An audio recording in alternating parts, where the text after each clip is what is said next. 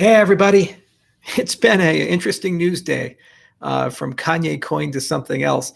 I've noticed something that came out of CoinDesk. It was an interesting piece of journalisming.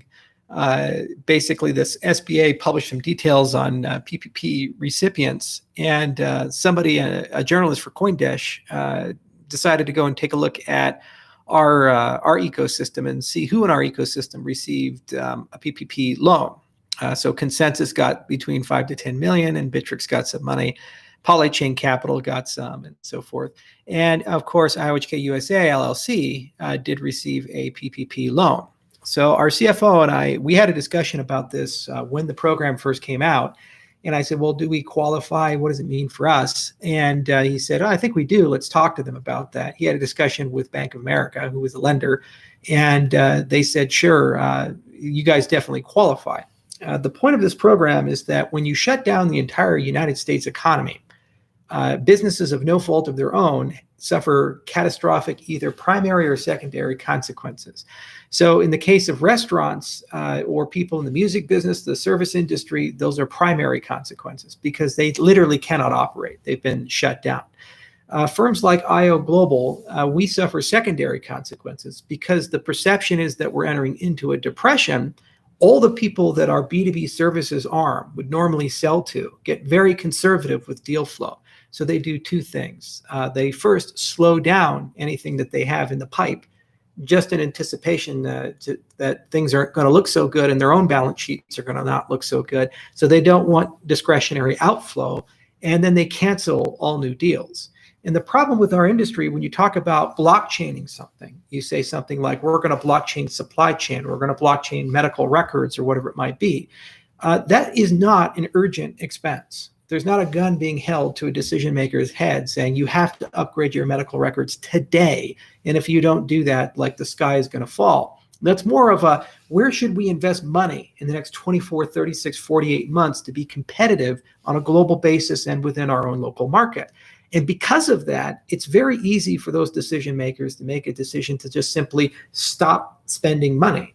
So anybody in that secondary category, and those can be service providers, SaaS software, infrastructure providers like IO Global, for example, we definitely do see that. And we have seen numerous deals be stretched out or suspended as a consequence of the coming global depression of COVID.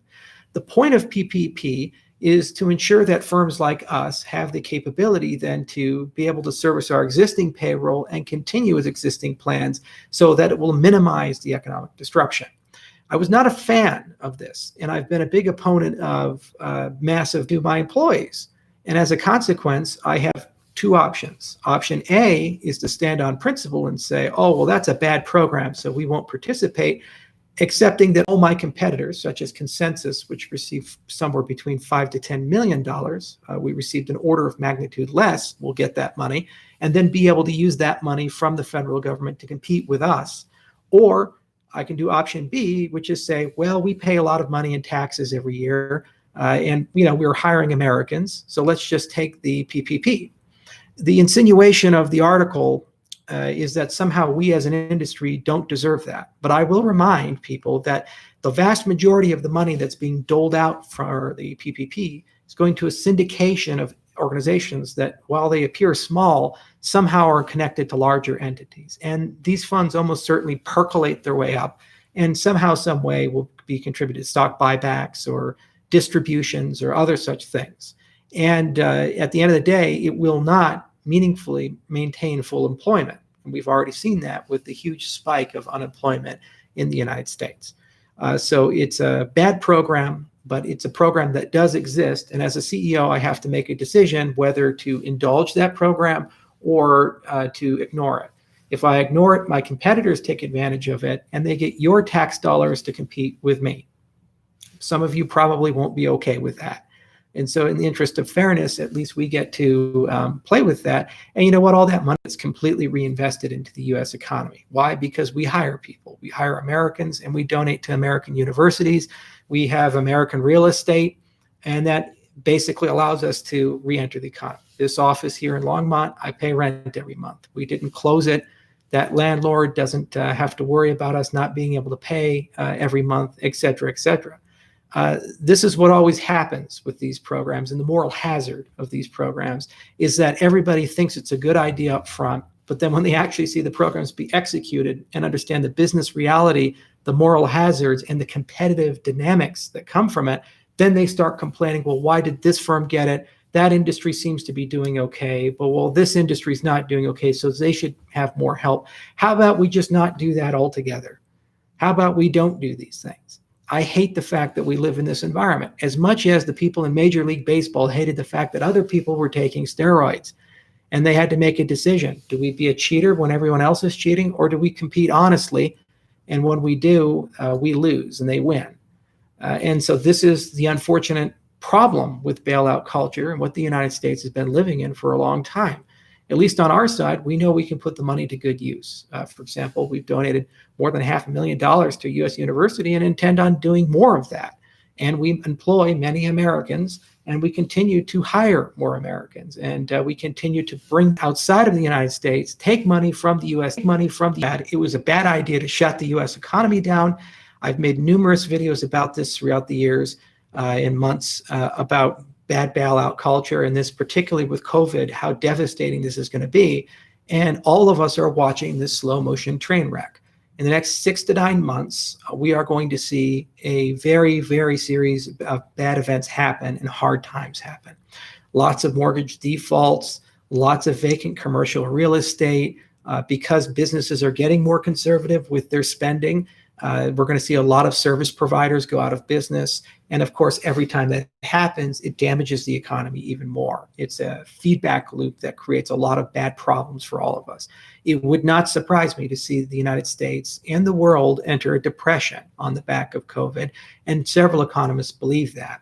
I saw reports from JP Morgan Chase. Their economists believe it will take somewhere between 5 to 10 years for the world to recover from the economic damage caused by the coronavirus shutdowns.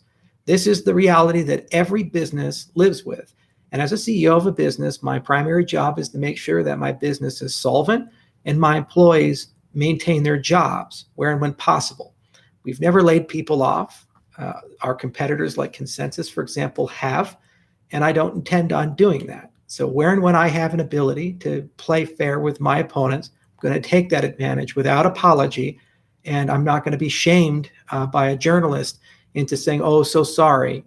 This is the environment we live in, and we will do what we need to do to make sure that this company can deliver on its vision and its mission, and then I can maintain basically full employment and continue maintaining growth.